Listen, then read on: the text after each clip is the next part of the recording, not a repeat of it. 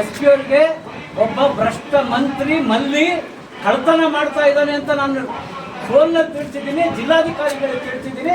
15 ದಿನ ಆದ್ಮೇಲೂ ಅವ್ರ ಅಲ್ಲಿ ಮತ್ತೆ ಮಣ್ಣು ಕದೀತಾರೆ ಅಂದ್ರೆ ನಿಮ್ ಇಲಾಖೆ ಏನ್ ಮಾಡ್ತಾ ಇತ್ತು ಅಂತ ಅದಕ್ಕೆ ಉತ್ತರ ಬೇಕು. ನನ್ನ ಮೇಲೆ 3 ಕೇಸ್ ಹಾಕೊಳ್ರಿ, ನನ್ನ ಕೇಸಿಗೆ ನಾವು ಬಂದಿಲ್ಲ. ಸರ್ಕಾರಿ ಆಸ್ತಿ ಉಳಿಸ್ಲಿಕ್ಕೆ ಬಂದಿದ್ದೀವಿ, ಇನ್ನೂ 10 ಹಾಕೊಳ್ರಿ. ಅದನ್ನ ಯಾರು ಕೇಳ್ತಾರೆ? ಕಳ್ತನ ಮಾಡಿರೋ ನನ್ನ ಮಕ್ಕಳನ್ನ ಹಿಡಿಬೇಕು, ಸಾಕ್ಷಿ ಕೊಡ್ತೀವಿ. ಅವರ ಲಾರಿಗಳದ್ದು ಫೋಟೋ ಇದ್ದಾರೆ, ದಾಖಲೆ ಇರೋದು ಕೇಸ್ ಹಾಕಕ್ಕಾಗಲ್ಲ. ಅಟ್ರಾಸಿಟಿ ಕೇಸ್ ಸುಮ್ಮನೆ ಹಾಕ್ಬಿಡ್ತೀರಾ? ಅವ್ನು ಕೊಟ್ಟವ್ನು ಇಲ್ಲೂ ಇಲ್ಲ. ಆಮೇಲೆ ಟ್ರ್ಯಾಕ್ಟರ್ ಇಲ್ಲೇ ಇಲ್ಲ, ಅಲ್ಲಿರ್ತಕ್ಕಂಥದ್ದು ಲಾರಿ. ಒಬ್ಬ ಶಾಸಕರಿಗೆ ಹೆಂಗ್ ಮಾಡ್ತೀರಿ ನೀವು? ಪೊಲೀಸ್ ಅಧಿಕಾರಿಗಳು ಅಂದ್ರೆ ಸಾಮಾನ್ಯ ಜನರಿಗೆ ಏನ್ ಮಾಡ್ತಿದ್ದೀರಿ ನೀವು? ಸುಳ್ಳು ಕೇಸ್ ಮಾಡಿದಂತ ಜಿಲ್ಲಾ ಪೊಲೀಸ್ ವರಿಷ್ಠಾಧಿಕಾರಿಗಳು ಇಲ್ಲಿ ಬಂದು ಬರ್ಬೇಕು. ನೀವೇನಾದ್ರು ಮುಚ್ಚಳ ಕೆಲಸ ಬೇಡ, ನಾವು ಓದಿಲ್ಲ, ನಾವು ಓಡ್ ಬಂದ್ ಮಾಡಿ ಕೊಡ್ತೀವಿ ಅಲ್ಲಿ ಗಾಡಿಗೆ ನಾವು ಓಡ್ ಬಂದ್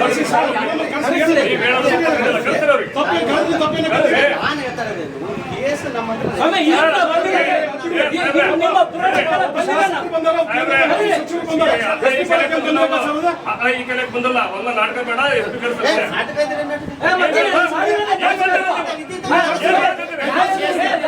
ನಾಟಕ ಬೇಡ.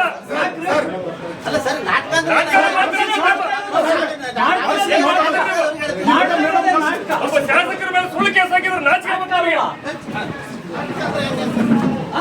ಕಳ್ಸ್ರಿ ಮೇಡಮ್, ಮಾತಾಡ್ಲಿ. ನೀವು ಕರ್ಕೊಂಡು ಅವ್ರು ಕೊಡ್ಲಿ.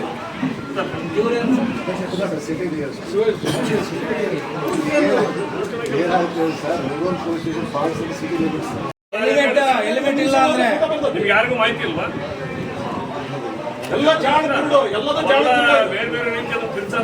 ಸರ್, ನಾವು ಕೇಳೋದು ಅಲ್ಲಿ ಇರ್ತಕ್ಕಂಥ ಯಾರೋ ಟ್ರ್ಯಾಕ್ಟ್ರಿ ಲಾರಿ ಎಲ್ಲದವಲ್ಲ ಅವ್ರ ಮೇಲೆ ಯಾಕೆ ಕೇಸ್ ಮಾಡಿಲ್ಲ, ಇವ್ರ ಮೇಲೆ ಒಬ್ಬರ ಮೇಲೆ ಮಾಡೋ ಉದ್ದೇಶ ಹೇಳಿ ಸರ್.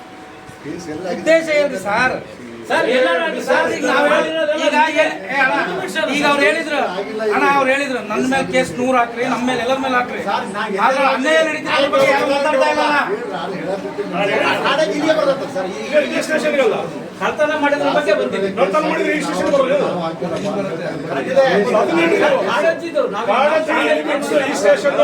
ಲಿಮಿಟ್ ಬಿಟ್ಬಿಡ್ರಿ. ನಮಗೆ ಅನ್ಯಾಯ ಆಗೈತಿ. ಜಿಲ್ಲಾ ವರಿಷ್ಠಾಧಿಕಾರಿ ಬರ್ಲಿ, ರೋಡ್ ಬಂದ್ ಮಾಡಿದ್ರು ಬರಲ್ವ ಅಲ್ಲಿಗೆ ಅವರು?